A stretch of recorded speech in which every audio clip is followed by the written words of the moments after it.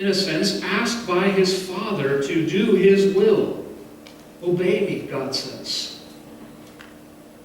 And Jesus obeys, even though that obedience would take him to the cross. Jesus obeys the will of the Father perfectly, even when the will of the Father was that Jesus lay down his life and die.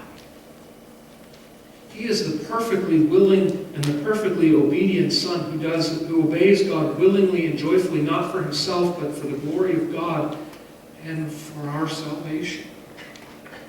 In that sense, Jesus is the true and perfect Son that we all need. He's the one that has done for us. He's obeyed in the way we could never obey on our own, and he's been punished in our place.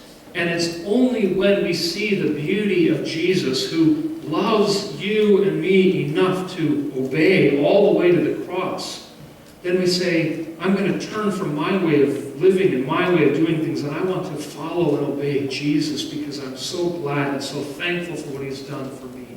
Our obedience is then motivated by joy and by thankfulness to the true and perfect Son. That's what God wants from us. He wants us to obey, but he wants us to obey because we are